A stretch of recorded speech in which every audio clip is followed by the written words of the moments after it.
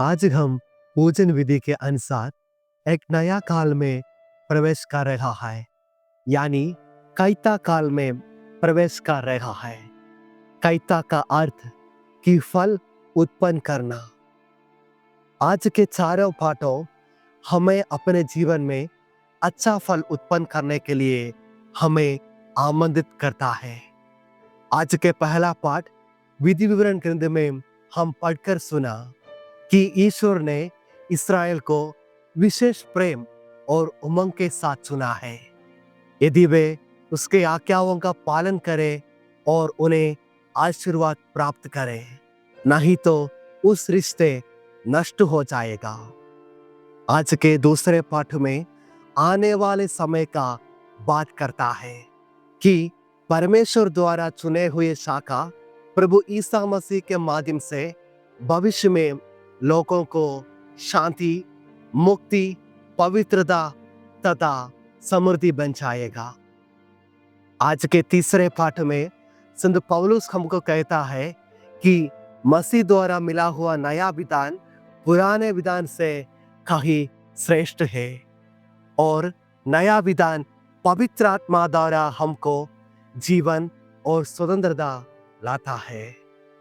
संत वे नहीं है जो कभी नहीं गिरे, बल्कि संत वे है जो ईश्वर को विश्वास करते हुए, ईश्वर को भरोसा करते हुए उठ खड़ा होता है। जैसे संत जॉन मरिया एस्क्रिवा ने कहा, हम उस सत्य को आज के पवित्र सुसमाचार में देखता है। हम उस लड़के को देखता है, वह पाप में गिरे थे, वो उनके पाप को पश्चाताप करते हुए वापस लौटा। जो पिता है वह प्रेम से भरपूर होकर उनके पुत्र को आलिंगन करता है। संत लूकास के सुसमाचार में अध्याय 15 इन 3 कहानियों के माध्यम से खोई हुई भेंट की, खोए हुए सिक्का की, खोई हुई लड़का की, इन 3 कहानियों के माध्यम से प्रभु ईसा मसीह हमको कहता है कि पश्चाताप करने वालों को पवित्र करने वाला एकमात्र उद्धारकर्ता ईसा मसीह हमारे साथ है। वह पश्चाताप करने वालों को पवित्र करता है। इस खोए हुए लड़का के दृष्टांतों के पहले 2 दृष्टांतों द्वारा प्रभु मसीह हमको स्पष्ट करता है कि एक पापी के पश्चाताप पर स्वर्गदूतों के सामने आनंद होता है। संत लूकास के सुसमाचार अध्याय 15 में इस खोए हुए लड़का सिर्फ एक कहानी नहीं है, बल्कि एक दृष्टांत कथा है।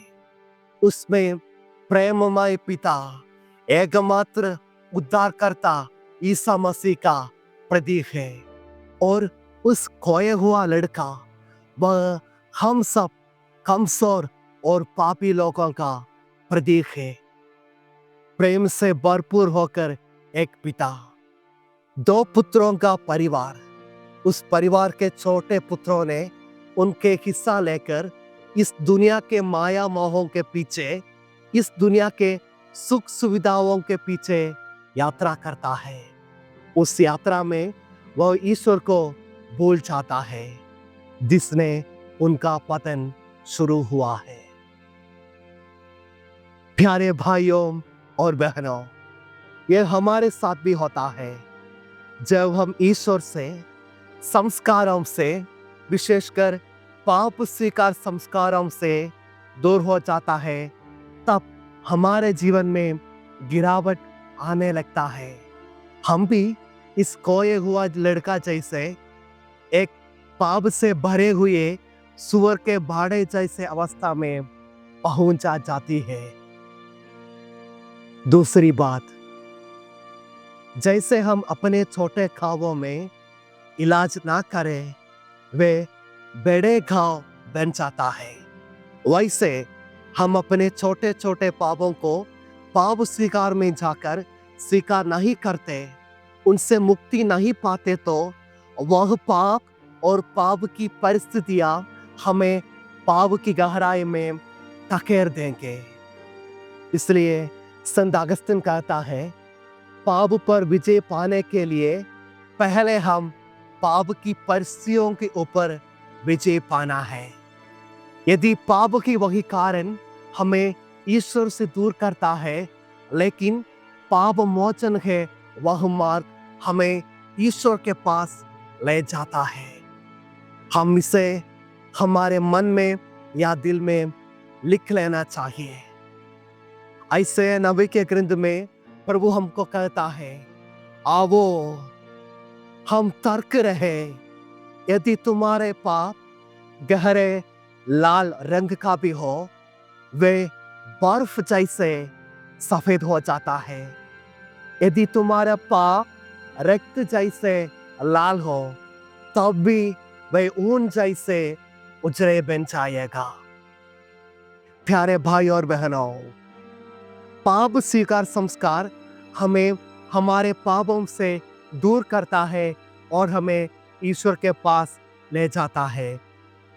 जैसे खोए हुआ लड़का ने उनको पापों को याद कर पश्चाताप करते हुए उनके पिता के पास लौटकर पाप स्वीकार संस्कार किया, वैसे हम भी अपने पापों को याद कर पश्चाताप करते हुए पाप स्वीकार संस्कार में जाकर पवित्रता प्राप्त करने के लिए हम कोशिश करें। तीसरा बात, हम पश्चाताप के साथ अपने छोटे या बड़े पापों को अलविदा कहे और उस ईश्वर के साथ जुड़ जाए जो हमारे साथ सदा खड़ा रहता है, क्योंकि हमारे प्रभु एकमात्र उद्धारकर्ता ईसा मसीह हमारे पापों का हिसाब रखने वाला नहीं है। इसलिए संत कोचित्रेसिया नवमालिका ग्रंथ में एकमात्र उद्धारकर्ता ईसा मसीह के बारे में ऐसा कहता है कि प्रभु ईसा मसीह वह हर बातों में संपन्न है, लेकिन प्यार के विषय में वह अंधा होता है। प्रभु ईसा मसीह हर विषय में संपन्न है, लेकिन प्यार के विषय में वह अंधा है। हमारे कैथोलिक कलीसिया के धर्म शिक्षक ग्रंथ हमें ऐसे सिखाता है कि प्रार्थना असंभव को संभव बना देता है, कि प्रार्थना असंभव को संभव बनाता है। प्रार्थना के माध्यम से, संस्कारों के माध्यम से, विशेषकर पाप स्वीकार संस्कारों के माध्यम से हम उन पापों के ऊपर विजय प्राप्त करें जो हमारे बुद्धि या शक्ति से नहीं जीत कर सकते। जैसे संत जॉन मरिया एस्क्रिवा ने कहा, संत वे नहीं है जो कभी नहीं गिरे, बल्कि संत वे है जो ईश्वर पर भरोसा करते हुए, जो ईश्वर पर प्रार्थना करते हुए उठ खड़ा होता है। आइए भाई और बहनों, हम अपने पारिवारिक जीवन में, हम अपने इस रिलीजियस लाइफ में, हम अपने सेमिनारी काल में एक संत बनने के लिए कोशिश करें।